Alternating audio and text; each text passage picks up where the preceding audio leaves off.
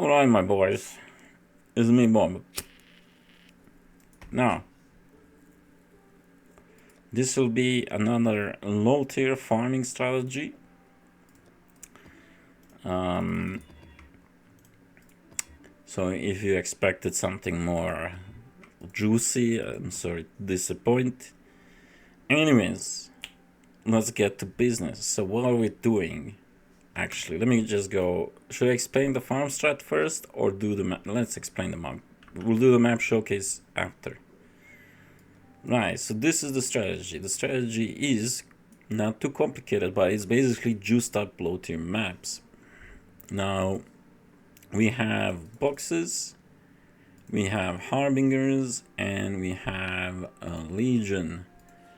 As you can see, I don't really have all the legion nodes because the emblems are just kind of worthless this league, so I just thought like, oh, I'll just save some points, take something else. So like I'm testing various setups, but this is basically it. It's basically legion, harby, and boxes, right? And then we also have some delirium nodes, as most of the maps will have layers of delirium. Right. So let's do the showcase, right? And we're using Harby, Carto, Legion, and Ambush Scarabs. You don't have to use Gilded or Polished. That's just I just had some and I couldn't be bothered buying more. You can use all Rusty Scarabs to save up on the investment. This is not a huge investment. One of the main strategies is actually just dropping a whole lot of maps, every map. That's the whole point. You can also switch the Legion for Breach or something like that if you prefer it. It's not a huge difference. Basically, it's just dropping a lot of maps. So we have... Wait, let me not die here. So we have as much chance to proc the 4% layers of Delirium on a map. And that's how we get the maps for this, right? So the maps are basically self-sustained. Also have shadow shaping. So a lot of the maps that drop will have implicit on them.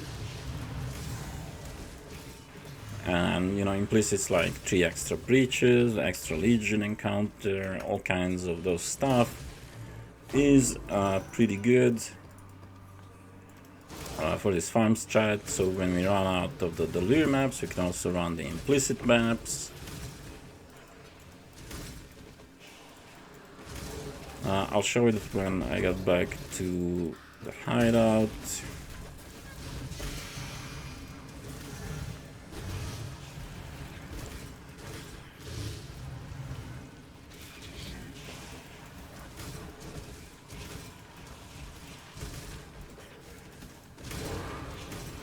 Oh, so we got, there we go, that's the 3 additional breaches implicit. That's a nice one. Smuggler is kind of trash. I'm just gonna sell that one, to be honest. Like a normal map. And we got a 20% in the Delirious map. Usually it's always 20%, but sometimes you get a bit more.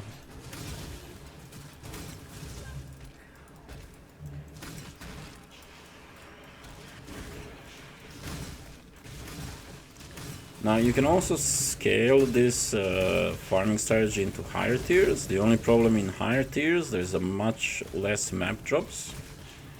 So it's harder to actually sustain these juicy maps. You could actually maybe run 2 different strats. One with mirrors where you collect, which is more map oriented, and then one. I mean, I'll probably do the higher tier strat very soon. So I'll actually make a video about that too.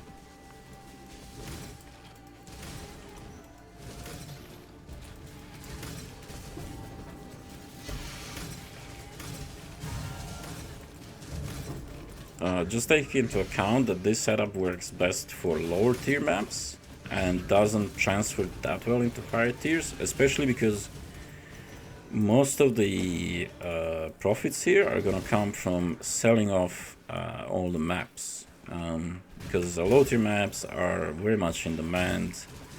There is a a lot of farming strategies that needs low tier maps, and they use sextants on them, so they can't really drop the map, so they need a lot of maps.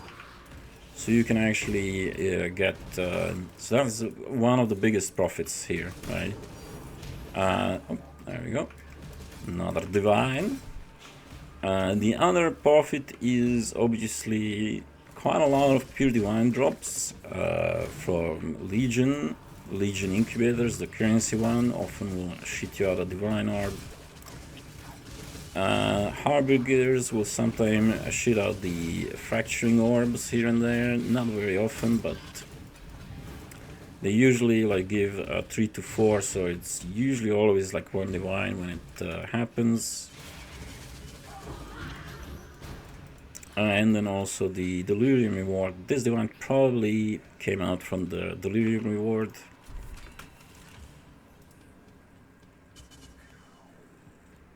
As we did have a currency on it, right?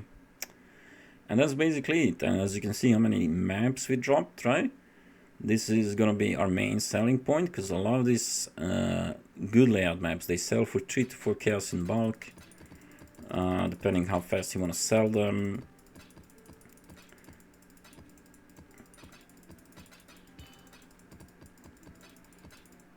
And that's about it. Obviously we have no problems with map sustain.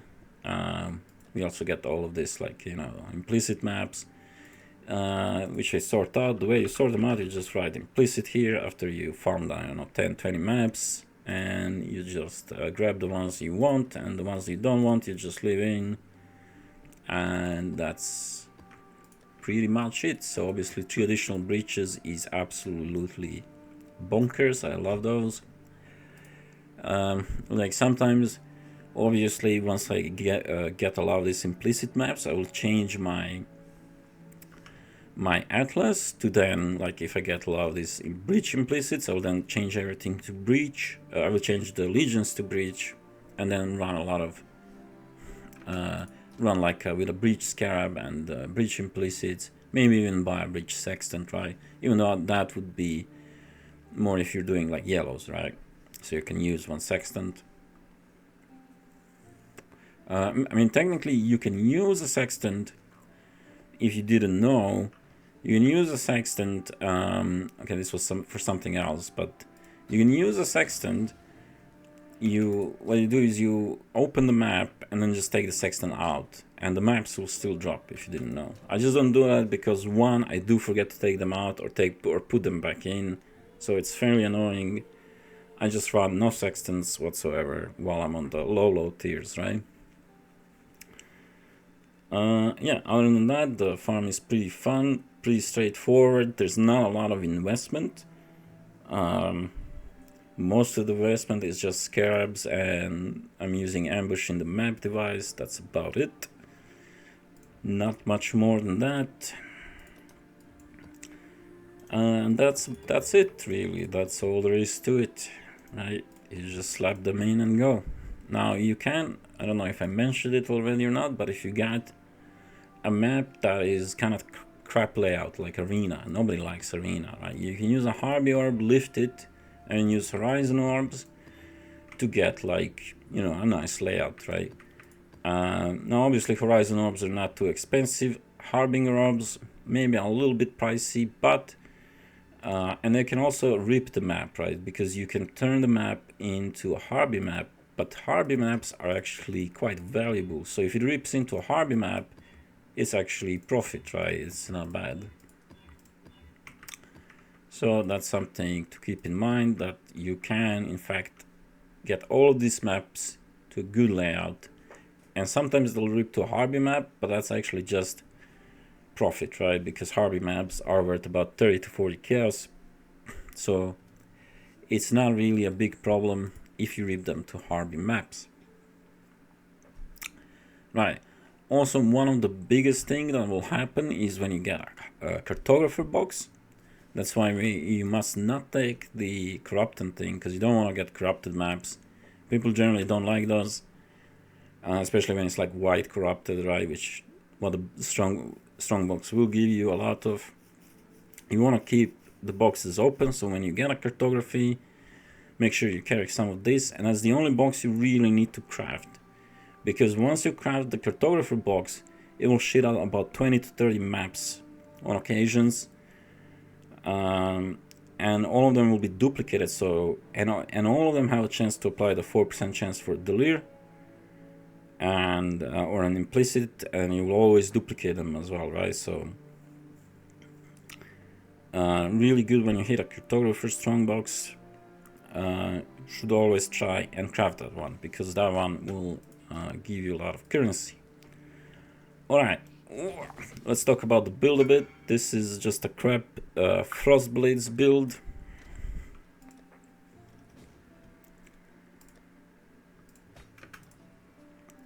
Pretty budget, nothing really too fancy about it.